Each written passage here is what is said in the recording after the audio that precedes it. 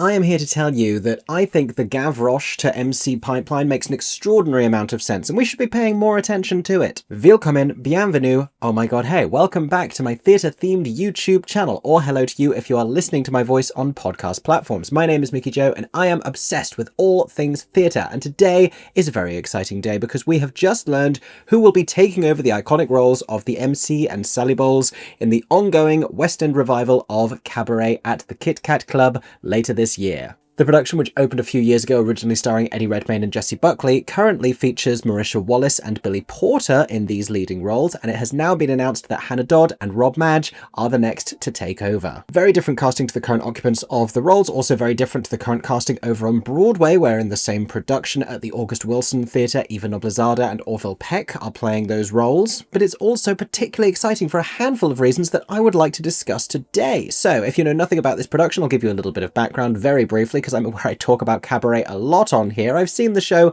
upwards of 10 times at this point, I think. And if you don't know these performers, we're going to get to know them together. But if you are at all curious about this revival, then I've reviewed it both here in the West End and over on Broadway already on my channel on podcast platforms. I've also talked about the recent replacement cast. If you want to know what Marisha and Billy are like in the show, I've talked about them as well. If you want to know what it's currently like in New York, then you can also find my thoughts on that. But in the meantime, let's talk about the upcoming Emcee and Sally Bowles, Hannah Dodd and Rob Madge. I said those names the wrong way around. Rob Madge and Hannah Dodd. Rob isn't playing Sally, Hannah's not playing the MC. As fun as that would be, hey, maybe once a week. I'm open to the idea. As always, I would love to know what you think in the comments section down below, especially if you're finding this video a little further down the line and they've already started performances. For those of you right now in real time, what do you think these performances are going to be like? For those of you watching from the future, let us know. In the meantime, here are my thoughts on the next casting for Cabaret.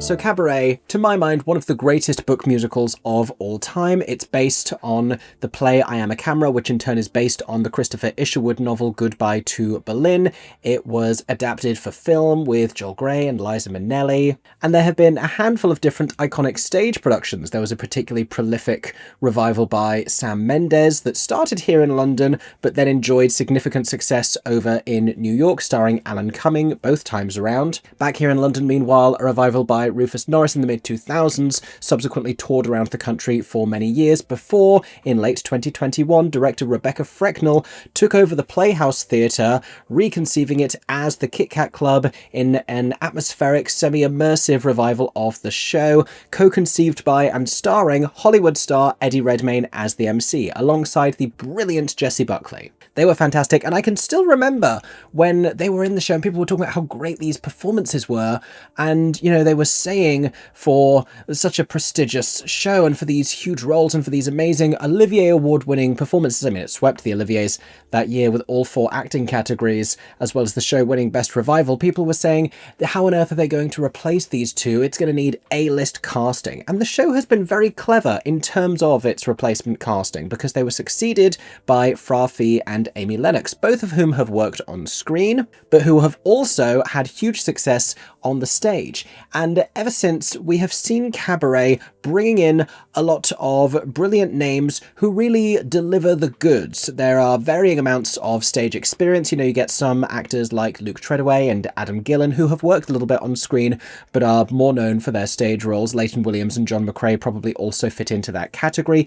Then you have those who are comparatively newer to the world of stage acting, like Cara Delevingne, supermodel Cara Delevingne, who has acted a little, but not on stage before. Also the singer Self-Esteem, also Jake Shears, some of whom I've had the chance to see in the show. There have also been the likes of Callum Scott Howells and Mason Alexander Park and Maud Apatow and Amy Lou Wood, and so many brilliant performers. I'm forgetting a handful here. Fast forward to Marisha Wallace and Billy Porter, and, you know, the few casts that there have been on Broadway with the ones I already mentioned, as well as Adam Lambert and Auli'i Cravalho.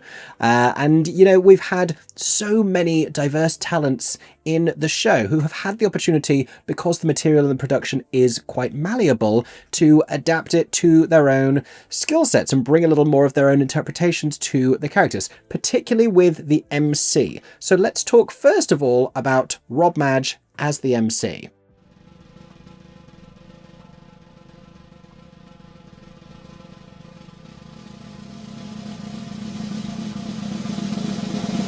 Now, there's a few reasons why this is particularly exciting. Rob is a beloved West End talent whose solo show, My Sons Are Queer, But What Can You Do, started life in this small off-West End theatre called The Turbine, which sadly no longer exists as a theatrical venue. But it made its way to the West End. It captured the hearts of so many people in the queer community and the theatrical community. It was set to transfer to Broadway. Sadly, that didn't end up materialising, but it is going to get the New York run that it deserves in the middle of June of this year at New York City Centre. I will let you know the dates because that's going to come up again later on in this discussion. And not to dwell on that particular professional setback, but it's great to see Rob, on the back of that, getting these really exciting opportunities, leading a revival of the play Buyer and Seller at the King's Head Theatre, and then getting to play the MC in Cabaret, which they've said is a dream role. And Rob is someone who is so easy to root for, a really wonderful human being with a very remarkable and special kind of charisma to all of their stage performances,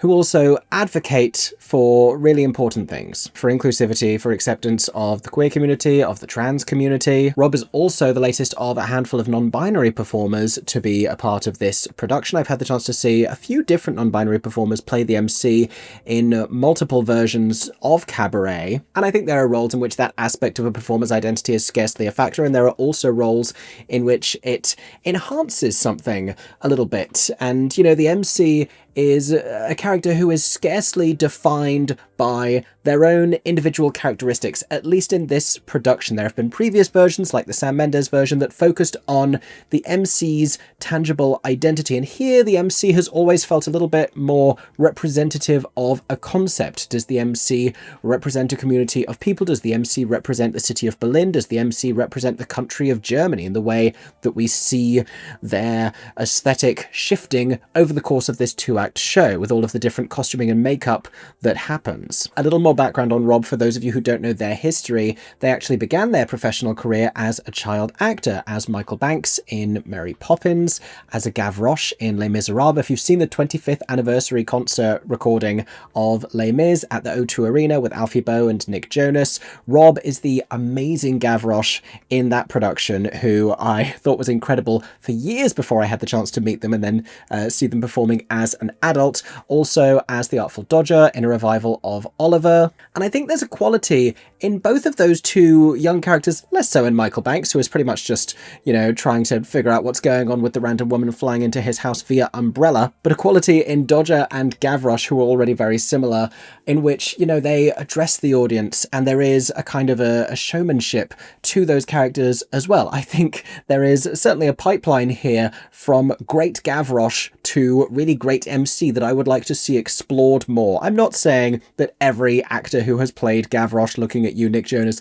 should automatically be an MC, although Jonathan Bailey, I'd be intrigued. But given how great Rob was in that role, and also leading other shows where they address the audience, not just their solo show My Sons Are Queer, But What Can You Do, but also in the Palladium pantomime, where they've been a regular performer for the last few years, speaking to the audience and, leading with charisma and this very broad delivery on this huge stage, I think that stands them in awfully good stead for this hugely theatrical role. The MC carries the weight of this show, in this production in particular, from the very beginning, and has to drag us into the world of the Kit Kat Club. Here's another thought, because while we've seen many different MCs, one of the most celebrated on stage in the show's history is Alan Cumming, who won the Tony Award, who reprised his performance in a remounting of that production in New York years down the line, after first doing it at the Donmar Warehouse. And I think of every single actor who has played the MC in Rebecca Frecknall's version of the show, Rob feels perhaps the closest to Alan Cumming in the way that they navigate stage performance, in their character and their delivery. I think this might be something quite special and quite proximal to Alan's version of the character, in the same way that there were a lot of marked similarities between Fra Fee's MC and Eddie Redmayne's MC. And that notion makes me particularly excited about the way that Rob might navigate this characterization. I think Mason Alexander Park also feels like someone who is in the orbit of that particular school of MC as well, while having their own very unique take on the role, which I'm sure Rob will as well. But I think, you know, it's a great realm to sort of be in as a performer. It's why I can see Rob very readily in this role. And yet in terms of physicality, it's going to be really interesting because already right now, globally, you have Billy Porter doing it on one side of the Atlantic and you have Orville Peck doing it on the other side of the Atlantic. They have very different physicality, and Orville has brought a kind of a masculinity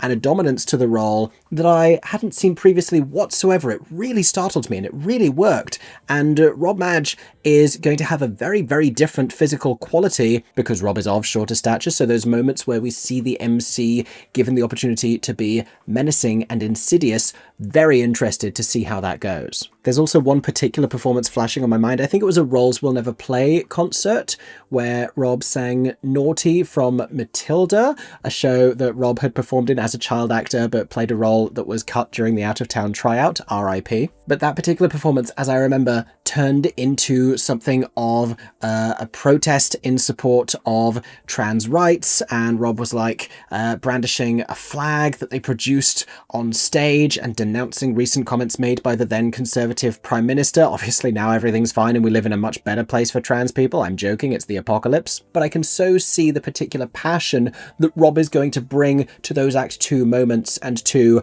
I Don't Care Much, which has come to be the sort of defining moment for each of these MCs. It's a really big moment in the show. Now, in terms of dates, before I carry on, this feels important to say. They are joining from the 29th of May 2025, and both of their final performances, Rob's and Hannah's, will be on Saturday the 20th of September 2025. The runs for the principal pairs are considerably shorter here in the UK than they've been over on Broadway. And I should note that Rob Madge is not scheduled to appear from Monday the 9th of June to Monday the 16th of June inclusive. It's during that time that Rob will be performing their show, My Sons Are Queer, But What Can You Do, at New York City Centre. If you're New York based, watching this video or listening to this on podcast platforms for whatever reason, then please consider going to see that. It's a really beautiful and touching piece of theatre, very meaningful to the queer community or anyone related to a member of the queer community. And according to this press release, Rob will also not be appearing on Tuesday the 16th of September for reasons that I don't know. I don't know everything, contrary to popular opinion.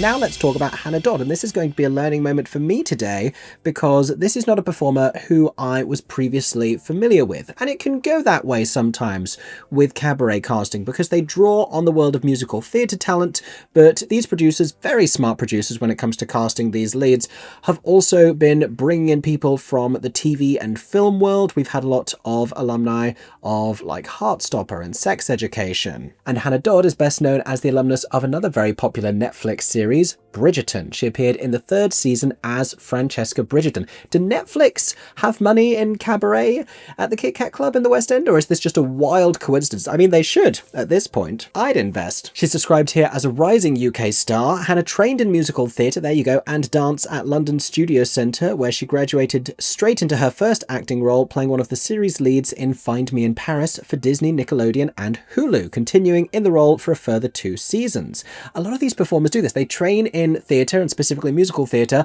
and they go straight into screen work, and then they don't always have a chance to go back to the stage. So it's nice when they do, and it's nice when you see performers who have like had those bigger opportunities. And I say bigger because they're making better money. I'll be completely honest with you. I don't know how much they get paid to lead cabaret. It's probably quite decent, but in general, screen work pays better than being on stage in the West End. And you know, I'm thinking about performers like Taron Egerton, who become huge screen stars, and then it becomes very rare to see them on stage again. That's why it's so nice when someone like Jonathan Bailey returns to the stage when they don't necessarily have to, when they're courting all of these different huge screen projects. But I interrupted myself. I will carry on. Hannah also featured in a recurring role in 2 seasons of the highly popular Hulu series Harlots. She played the younger version of series lead Sienna Miller in the Netflix series Anatomy of a Scandal. She also played the infamous Corinne Foxworth in the miniseries Flowers in the Attic: The Origins for Lifetime, an adaptation of the highly popular and controversial books. I famously don't watch television because I'm at the theatre every single night. As I sit here filming this, I need to leave in about 35-40 minutes to go and see a play. and that's why I'm not familiar with any of these. But if you know Hannah Dodd from her screen work, please let us know in the comments down below what we can look forward to about her Sally Bowles. We're not done with the bio though. At the end of 2022, Hannah was back on Netflix playing a major role in Enola Holmes 2 alongside Millie Bobby Brown, which was the platform's #1 film in 71 countries. Yay for them. Her other film credits include Marvel's Eternals. I saw Eternals. I'm going to have to Google this. Was she playing someone's child?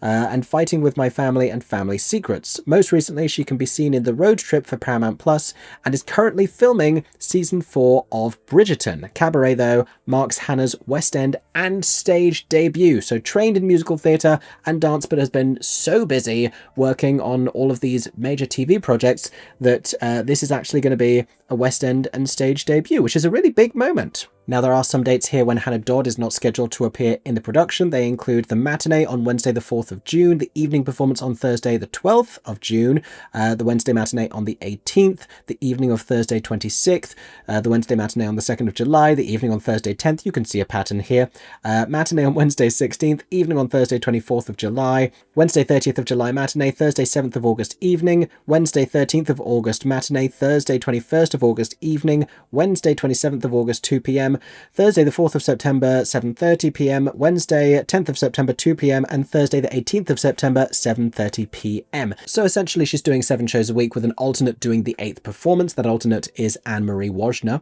but it's not a set performance every week. It is alternating between a Wednesday matinee and a Thursday evening. So it seems like she's not having to take time away for the filming of Bridgerton season 4, because I think that's filming right now and may have ended. I don't know enough about filming schedules, but I'm pretty sure I saw something about Jonathan Bailey. Oh no, Jonathan Bailey's in Richard II right now. When is Bridgerton filming? I don't know anything. All I know is I went to Bath where they do a lot of their filming earlier this month and I did not see any cameras except for the one that I was holding in my hands. Maybe I was filming Bridgerton and I had no idea. In any case, while I know very little about Hannah Dodd as a performer, I'm very excited to see her Sally Bowles, because I think the concept of someone making their stage debut with this role, you know, it must be hugely intimidating because it's a huge musical theatre role. But just like when Cara Delevingne did it, I think that freshness and that raw quality can really lend themselves to the characterization that works for Sally. And I think young performers in the role work very well because there's a level of vulnerability and naivety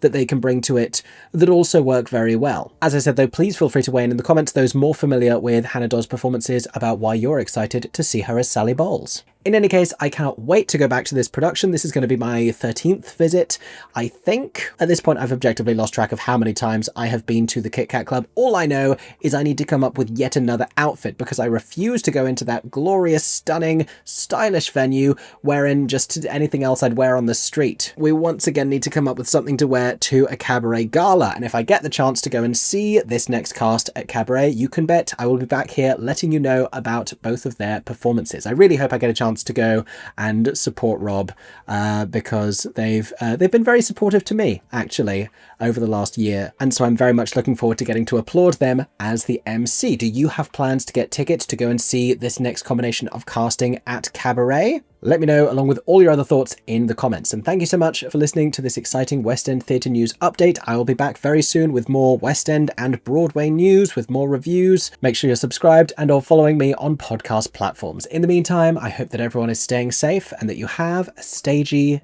day. For 10 more seconds, I'm MickeyJoTheatre. Oh my god, hey. Thanks for watching, have a stagey day. Subscribe!